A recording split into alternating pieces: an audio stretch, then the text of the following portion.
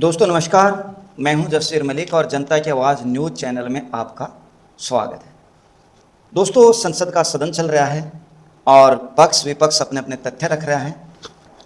विपक्ष से कई दिन तक शोर शराबा करता रहा, जिससे सदन बाधित होता रहा, लेकिन पिछले 2-3 दिन से सारे मुद्दे खत्म हो गए।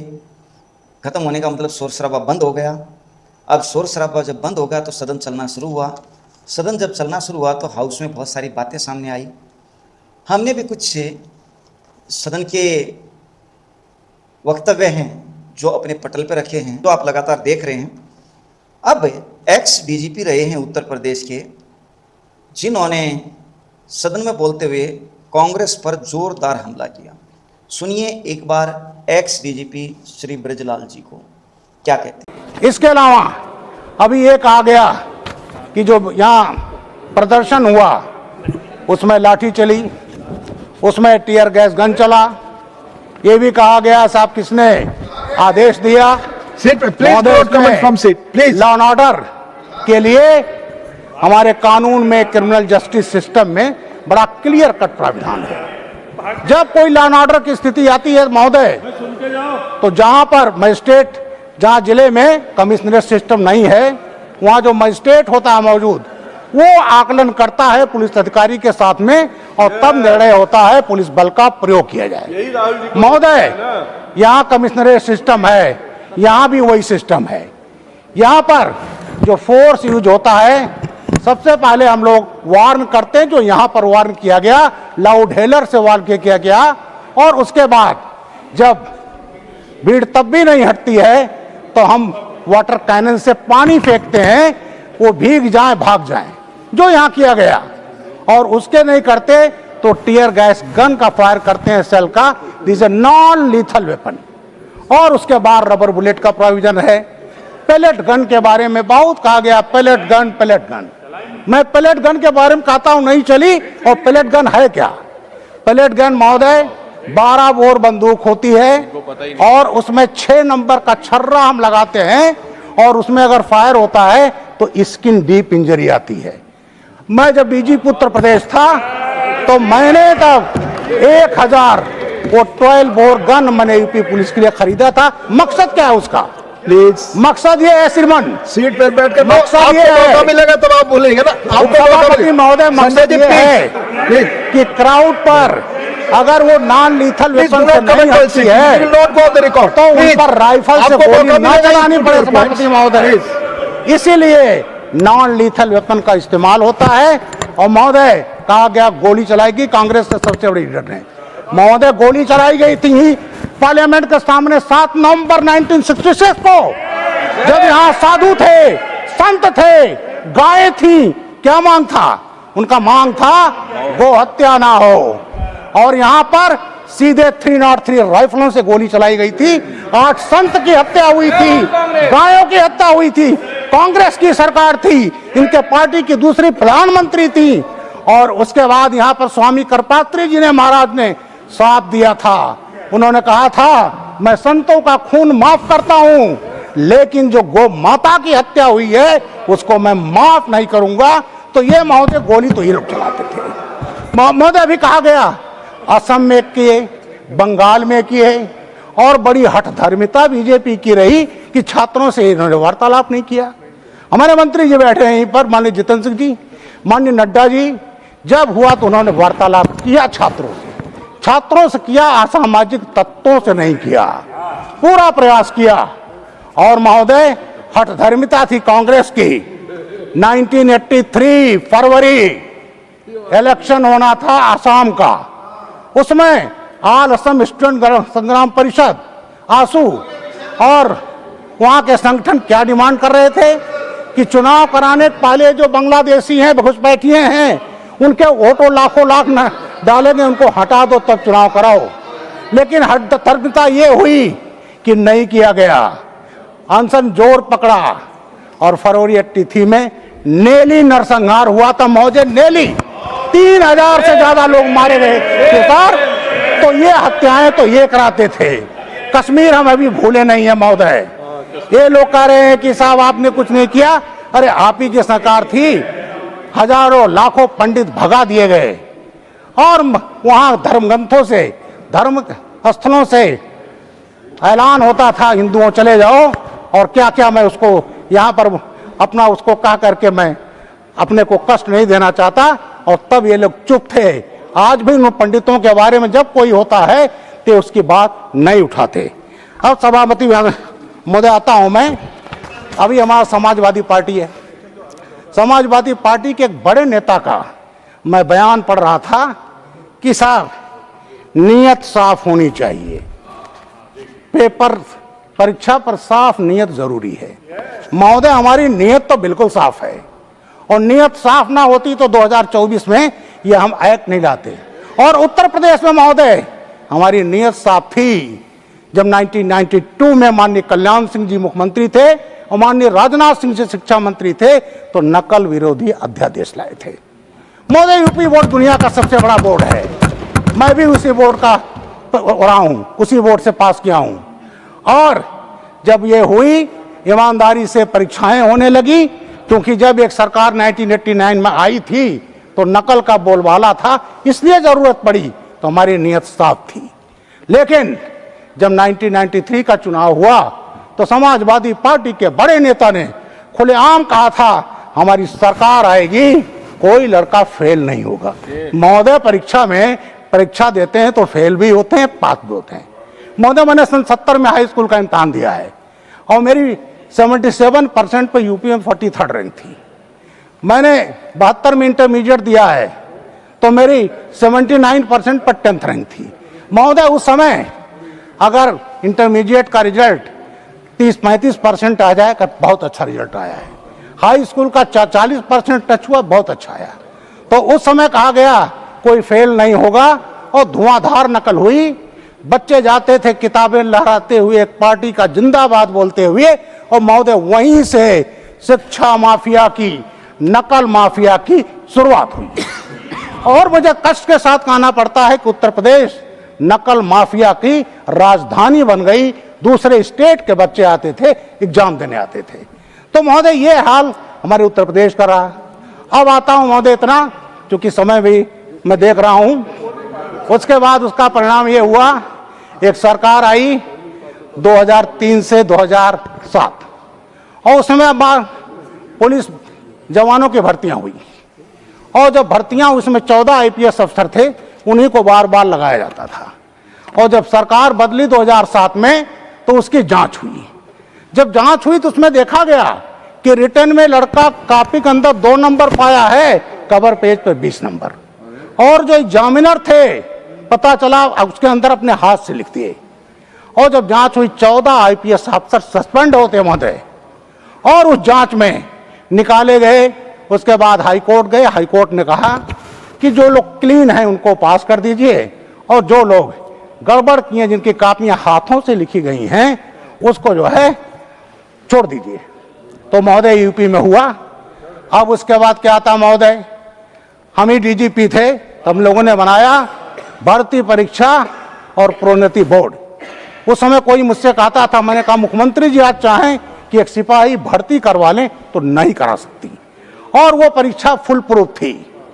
उसके बाद सर 2012 में सरकार आती है, फिर समाजवादी पार्टी की, तो ये कहा गया उसमें कि हम देखेंगे कि ये लोग, इनको कोई दिक्कत ना हो सिपाही भर्ती में।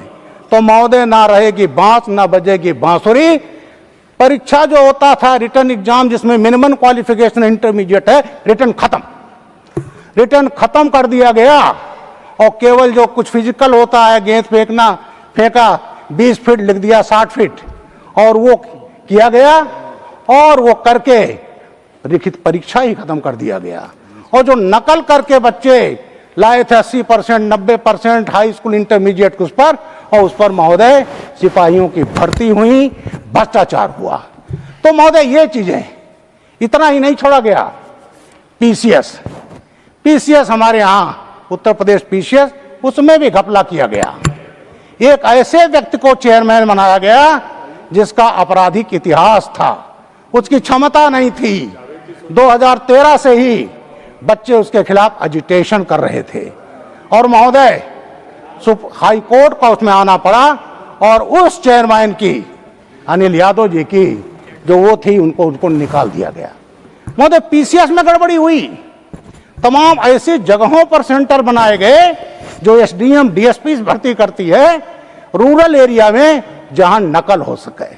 एक जगह है करहल सर, मैं एसएसपी टावा भी रहा हूं, मैनपुरी उसके बॉर्डर पर है, इंटीरियर में सेंटर बनाए गए कि नकल कर सकें। और उसके बाद सर इंटरव्यू होता है, इंटरव्यू 200 नंबर को होता था पीसीएस में। उसमें जो शेड्यूल कास्ट के लोग थे उनको 80-90 नंबर मैक्सिमम, ओबीसी के 100 नंबर, 105 नंबर, और एक जाति विशेष के लोगों को 130 से 140 नंबर दिए गए महोदय। और उसमें भी गड़बड़ियां हुई, उसमें जांच हुआ, सीबीआई ने जांच किया। लेकिन महोदय, वो जब चेयरमैन हटाए गए तो उसके पहले उन्होंने खेल खेल दिया। उन्होंने आदेश किया कि 6 महीने से जो ज्यादा रिकॉर्ड है उसको डिस्ट्रॉय कर दिया जाए, वीड आउट कर दिया जाए। जब सीबीआई जांच करने गई तो रिकॉर्ड ही नहीं मिला महोदय। तो ये पार्टी ऐसी रही जहां नकल को इंस्टीट्यूशनलाइज किया गया, संस्थागत रूप दिया गया। और आज कहा जाता है कि साहब परीक्षा पर नियत साफ होनी चाहिए। नियत तो हमारी साफ है महोदय।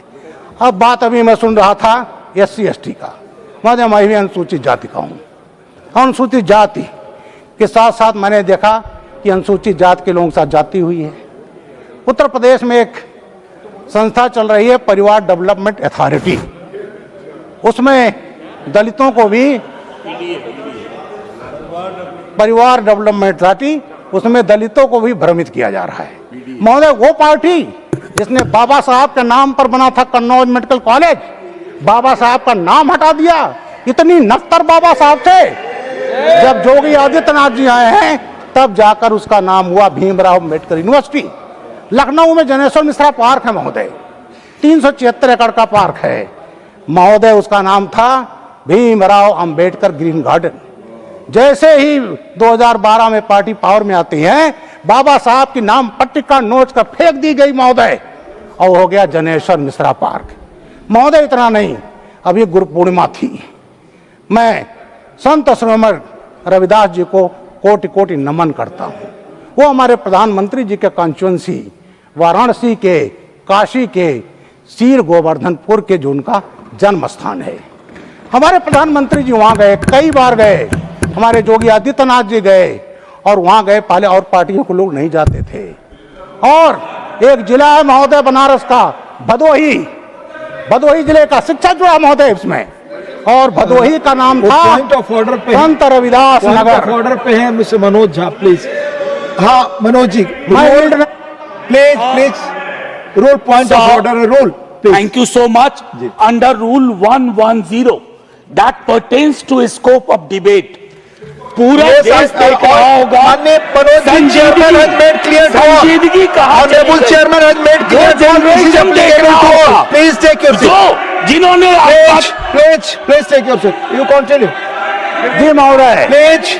तो आज माननीय सदस्य को प्लीज, माननीय सदस्य जिले का नाम डिबेट आरंभ होने के पहले ही माननीय चेयरमैन ने इन सारी चीजों के बारे में आपको बता दिया। वो आप सबके लिए एप्लीकेबल है, आप सबके लिए एप्लीकेबल है। प्लीज। भदोही का नाम दो रखा संत रविदास नगर, दलितों का सम्मान महोदय। जो उत्तर प्रदेश में भर्तियां हुई हैं, 9 लाख भर्तियां हुई हैं, कोई जांच नहीं, क्लियर और बिल्कुल ईमानदारी से हो रही है।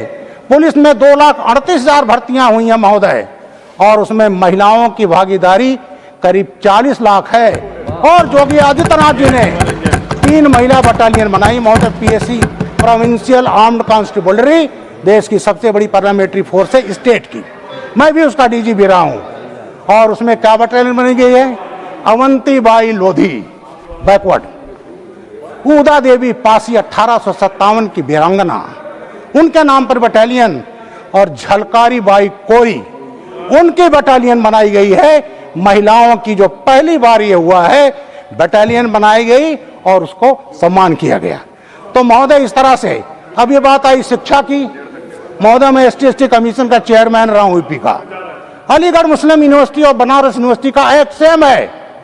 1916 का BHU और 1920 का अलीगढ़। लेकिन आज अलीगढ़ मुस्लिम यूनिवर्सिटी दलितों को रिजर्वेशन नहीं देती है, जामिया मिलिया नहीं देती है। क्यों नहीं देते? सेंट्रल यूनिवर्सिटी है, भारत सरकार का, हमारे सबका जो टैक्स का पैसे चलता है। लेकिन दलितों को हमारे कांग्रेसी भाई नहीं बोलेंगे उस पर, समाजवादी नहीं बोलेंगे कि दलितों को क्यों नहीं दिया गया। अगर दलितों को दिया गया होता तो आज हमारे हजारों इंजीनियर डॉक्टर ये होते, जो इन्होंने वंचित कर दिया। और हमारे कांग्रेसी भाई इतने दिनों तक रहे, आजादी के बाद इनके जितने मिनिस्टर्स हुए, एजुकेशन मिनिस्टर हुए, चाहे वो मौलाना अबुल कलाम आजाद हों, चाहे वो नूरुल हसन साहब का हो, चाहे हुमायूं कबीर हों, किसी ने ध्यान नहीं दिया। और सुप्रीम कोर्ट ने एक निर्णय दिया था 1968 में कि आप धर्म के नाम पर, जाति के नाम पर नहीं कर सकते। सर, सुप्रीम कोर्ट का निर्णय भी नहीं माना गया, उस पर ये नहीं बोलेंगे कि दलितों को रिजर्वेशन को क्यों नहीं दिया। थैंक यू, बहुत बहुत धन्यवाद सब।